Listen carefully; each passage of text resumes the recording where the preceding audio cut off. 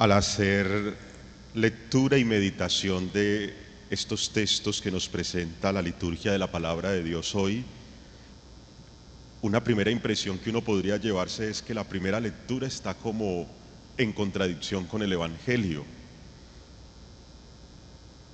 Pero resulta que cuando la palabra de Dios se medita, se ora, se hace discernimiento, es ahí donde se logra comprender esa expresión que escuchábamos de Jesús hace unos días, cuando decía: yo no vine a abolir la ley ni los profetas, sino que he venido a darle cumplimiento y plenitud.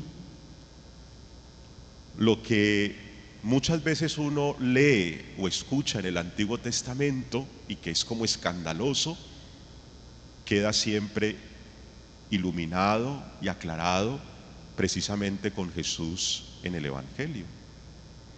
Y lo que hemos encontrado hoy es precisamente la actitud, se muestra la actitud que tiene que tener un hijo de Dios, que tiene que tener un cristiano, que tiene que tener un bautizado. Y es la actitud frente al mal, frente al pecado, pero también la actitud frente al pecador o frente al que comete el mal. Y eso es muy importante uno tenerlo en cuenta.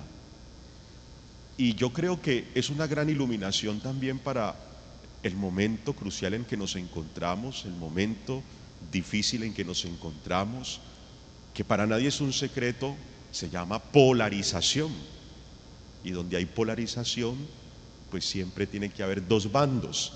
Y donde hay dos bandos, entonces hay unos que se creen buenos y creen a los otros malos.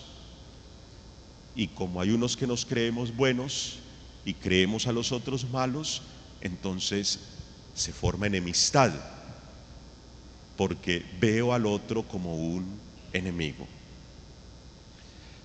Entonces digo que la palabra de Dios nos ilumina fuertemente en esto, porque Dios, como lo escuchábamos en la liturgia de la palabra el domingo, Dios no se desentiende de nosotros. Él conoce nuestros dolores, conoce nuestros sufrimientos, escucha nuestro clamor y sabe precisamente qué necesitamos en este momento, y nos habla a través de su palabra.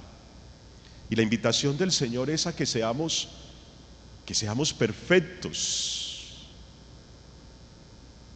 como el Padre Celestial es perfecto.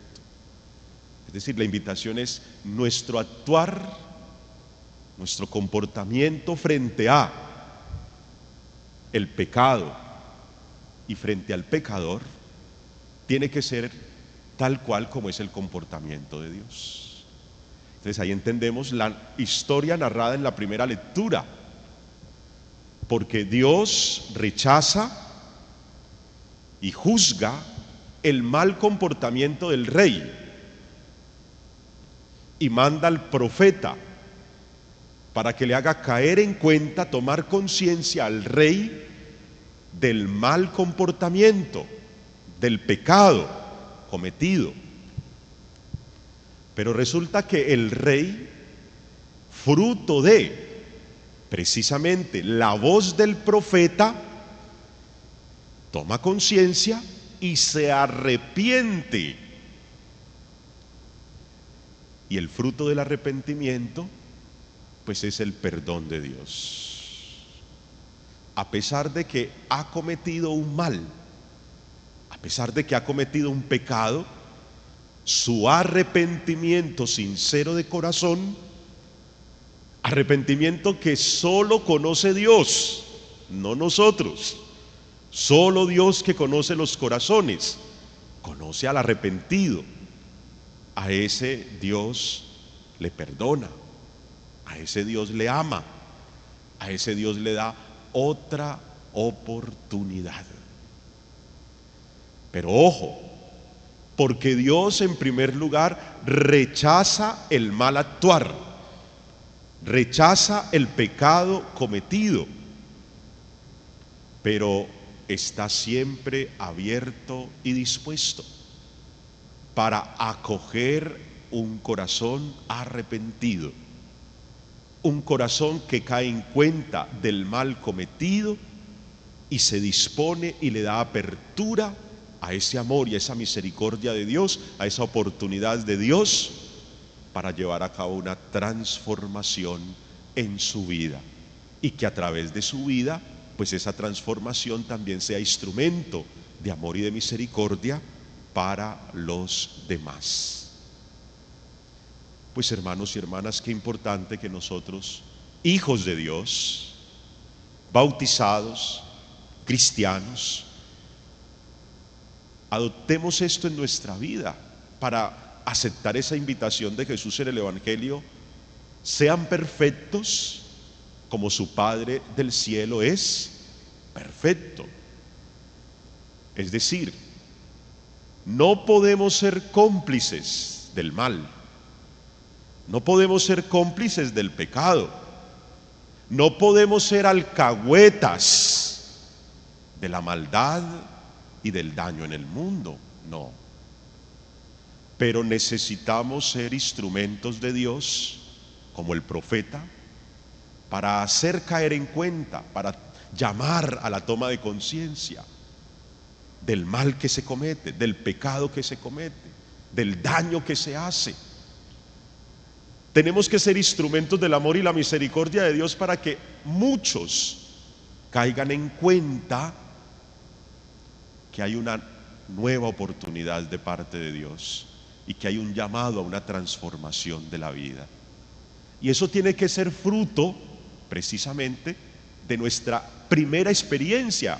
La experiencia primera es en nosotros, porque también nosotros en nuestra debilidad, en nuestra fragilidad, cometemos errores, la embarramos, hacemos maldades, cometemos daños, caemos en pecado.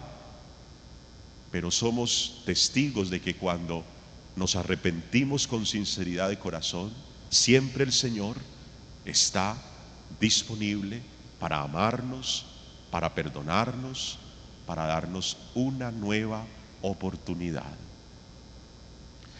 Estos muchachos, hombres profesionales, ahora estaba yo escuchando sus presentaciones en la casa cural.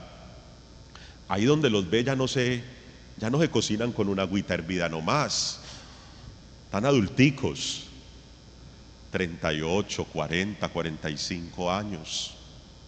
¿Por qué? Porque sienten una llamada de Dios después de haber hecho su carrera profesional, después de haber tenido toda una vida laboral, y sienten que el Señor los había venido llamando, no los ha dejado de llamar, los sigue llamando, y hoy han decidido empezar a responderle al Señor.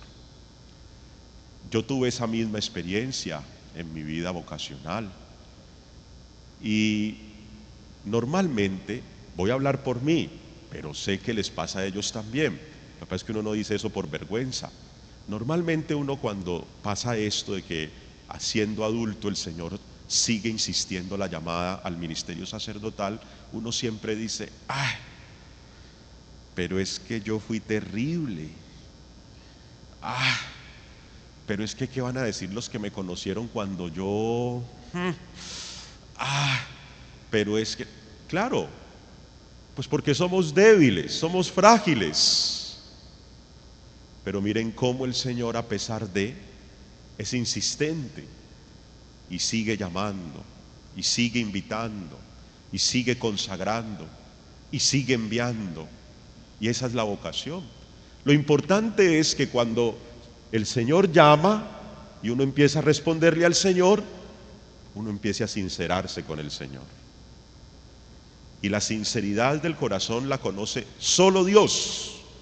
Solo Dios. La tarea del formador es muy difícil, la tarea del promotor es muy difícil. Cuando uno es promotor, yo tuve esa misma experiencia, ser promotor vocacional en mis inicios del ministerio sacerdotal, y siento que la única manera que tenía de poder llevar a cabo esa tarea era estar en permanente oración con el Señor, dejarme iluminar por el Señor. Y un día tuve que aprender que hasta el mismo Jesús, promotor vocacional, Eligió al que lo traicionó, a Judas. ¿Se equivocó el Señor? No, no se equivocó, porque Él todo lo hace perfecto. Pero era precisamente la muestra de cómo llamaba a todos, llamaba a muchos, ¿sí? Y llamaba de todo, pero siempre para que se aprovechara esa oportunidad del infinito amor y el derroche de misericordia de Dios por nosotros.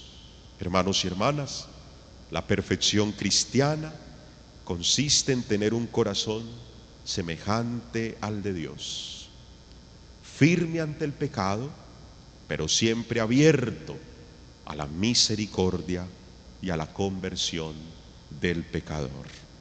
A la luz de esta palabra preguntémonos: ¿estoy dispuesta a ser diferente a la masa, tratando al otro no como un enemigo, sino como un hermano? Que así sea.